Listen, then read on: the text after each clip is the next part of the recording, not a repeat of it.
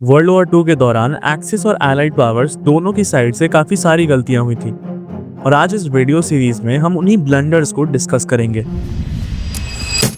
Blunder number 1, the policy of appeasement. Policy of appeasement बात करता है एक ऐसी पॉलिसी की जहां आप किसी को खुश करने के लिए उनकी सही गलत सभी डिमांड्स को मान लेते हैं, और ऐसा ही कुछ हुआ था वर्ल्ड वॉर टू से पहले। पॉलिसी ऑफ अपीजमेंट की शुरुआत हुई थी 1924 से, जब यूएसए ने वर्ल्ड वॉर वन के बाद जर्मन इकोनॉमी को रिकवर करने के लिए 800 मिलियन मार्क्स का लोन दिया था। उन्होंने ऐसा इसलिए किया था क्योंकि 1922 में जर्मनी अपने हिस्से की वॉर इंडेमनिटी नहीं भर पाया था और यूएस चाहता था कि जर्मनी इस लोन की हेल्प से अपनी इकोनॉमी को दोबारा रीबिल्ड करे और आगे से टाइम पर वॉर इंडेमनिटी पे करे। इसके बाद जब हिटलर ने जर्मनी में पावर सीज की, तभी भी एलाइड पावर्स ने अपनी पॉलिसी ऑफ अपीजमेंट चालू रखी, क्योंकि उनका मानना था कि हिटलर की फैशिस्ट आइडियोलॉजी वेस्टर्न डेमोक्रेसीज और सोवियत कम्युनिज्म के बीच एक बफर का काम कर सकती है। आगे चलकर जब हिटलर ने ट्रीटी ऑफ वर्साई की सभी टर्म्स को एक एक करके खारिज कर दिया, तब भी एलाइड पावर्स ने हिटलर के इन एक्शंस का विरोध नहीं किया, और सिर्फ जर्मनी ही नहीं बल्कि जापान के लीग ऑफ नेशंस को छोड़ने पर और इटली के इथोपियन इन्वेजन के अगेंस्ट भी किसी ने कोई आवाज नहीं उठाई। और जब 1938 में ब्रिटेन के प्रधानमंत्री नेविल चैम्बरलिन ने हिटलर के साथ म्यूनिक एग्रीमेंट साइन किया और उसे सुडेटनलैंड का रीजन थाली में परोस कर दे दिया, वो भी चेकोस्लोवाकिया से बिना पूछे, तब पॉलिसी ऑफ अपीजमेंट अपनी चरम सीमा पर पहुंच गया और एलाइड पावर्स के इस ब्लंडर की वजह से आगे चलकर उन्हें काफी नुकसान झेलना पड़ा। Blunder number 2, Stalin trusted Hitler. Stalin और हिटलर आइडियोलॉजिकल राइवल्स होने के बाद भी अगस्त 1939 में एक नो एग्रेशन पैक्ट साइन करते हैं। इस पैक्ट का नाम था मोलोटोव-रिबेंट्रॉप पैक्ट, और स्टालिन और हिटलर के इस फैसले से पूरी दुनिया शॉक में थी, क्योंकि जिस हिटलर को बफर की तरह यूज करने के लिए वेस्टर्न डेमोक्रेसीज ने उसकी हर डिमांड मानी थी, वो अचानक से सोवियत यूनियन के साथ नॉन एग्रेशन पैक्ट साइन करके आ गया था। इस पैक्ट से हिटलर को एक फ्री हैंड मिल गया पोलैंड पर अटैक करने का, प्लस उसे स्टालिन ने क्रिटिकल रिसोर्सेज जैसे कि ऑयल, ग्रेन और रॉ मटेरियल्स भी सप्लाई किए, जिससे हिटलर अपनी आर्मी को फ्यूल कर पाया।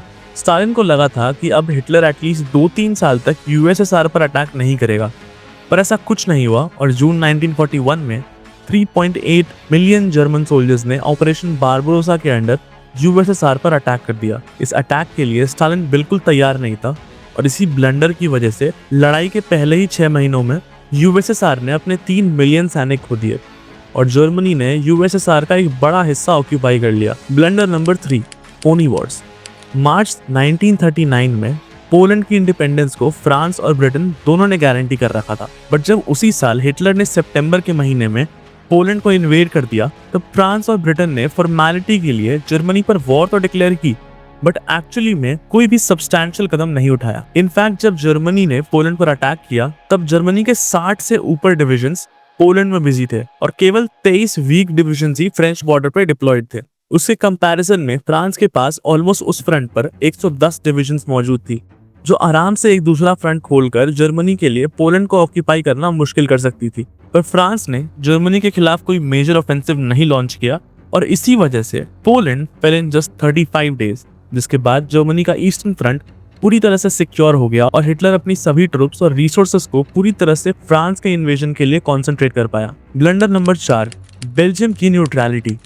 वर्ल्ड वॉर वन में अपनी न्यूट्रलिटी की वजह से ऑलरेडी सफर करने के बावजूद 1940 में बेल्जियम ने स्ट्रिक्ट न्यूट्रलिटी मेंटेन की थी। उन्हें लगा कि अगर वो न्यूट्रल रहेंगे तो उन पर कोई अटैक नहीं करेगा, पर जब जर्मन्स ने देखा कि फ्रेंच बॉर्डर पर काफी हैवी फोर्टिफिकेशंस हैं और इसी वजह से फ्रांस को वहां से इन्वेड करना शायद पॉसिबल नहीं हो पाएगा, तब हिटलर ने लग्जमबर्ग और बेल्जियम को इन्वेड करते हुए उनकी टेरिटरी से फ्रांस को आउटफ्लैंक किया और 6 वीक्स के अंदर अंदर फ्रांस को सरेंडर करने पर मजबूर किया।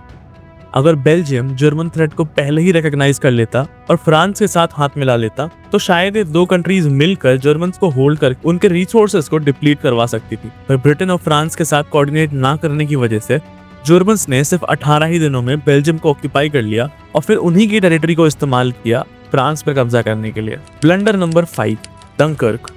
मई 1940 में जर्मन पैंजर डिविजन्स ने ब्रिटिश एक्सपेडिशनरी फोर्स और फ्रेंच फोर्सेस को डंकर्क के बीच पर कंप्लीटली इंसर्कल कर लिया था और जीत हिटलर की मुट्ठी में लग रही थी। पर तभी हिटलर का सबसे कंफ्यूजिंग ऑर्डर आया।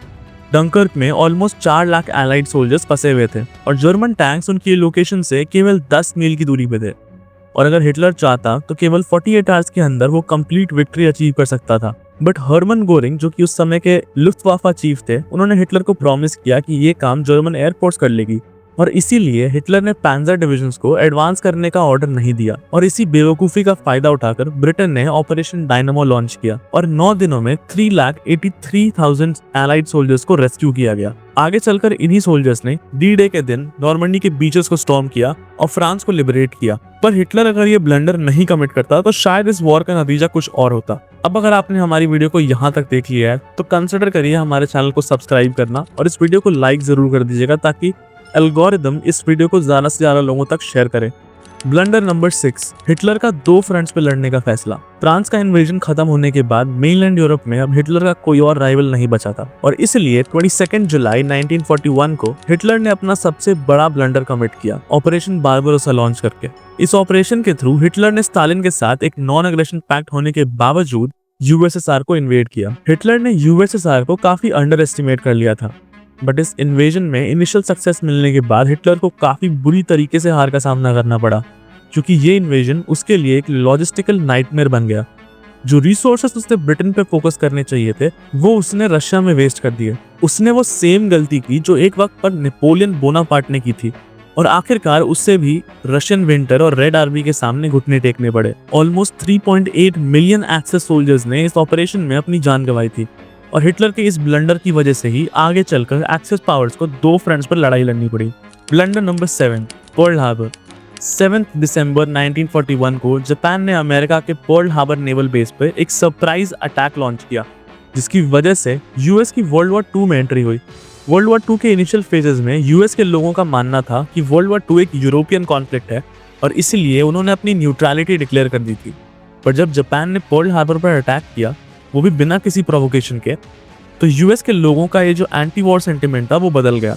यूएस को इंस्टिगेट करके वॉर में घसीटने का फैसला इसलिए भी बेवकूफ़ी थी क्योंकि यूएस की इंडस्ट्रियल कैपेसिटी जापान के मुकाबले 10 गुना ज़्यादा थी, प्लस यूएस के पास ऑयल, स्टील और रबर की अवेलेबिलिटी थी, जिसकी वजह से यूएस एक काफ़ी पावरफुल मिलिट्री को फ्यूल कर सकता था। और अंत में जापान को इसी यूएस के बनाए हुए न्यूक्लियर बॉम्ब्स के सामने घुटने टेकने पड़े थे और न जाने कितने जापानीज लोगों ने उन न्यूज़ की वजह से सफ़र किया। ऑल्दो बिना न्यूक्लियर वेपन्स के जापान को एक डिफेंसिव वॉर में हराना काफ़ी एग्जॉस्टिंग होता, बट जापान के पर्ल हार्बर के ब्लंडर की वजह से जापानीज एम्पायर का हारना तय हो गया था। अब अगर आपको ये वीडियो पसंद आई हो तो प्लीज़ हमारे चैनल को सब्सक्राइब करें और अगर आप हमें सपोर्ट करना चाहते हैं तो प्लीज़ हमारी मेंबरशिप ले लें ताकि आप हमारी वीडियोज़ को सबसे पहले देख पाएँ और कुछ एक्सक्लूसिव मेंबर्स ओनली वीडियोज़ को भी एक्सेस कर सकें।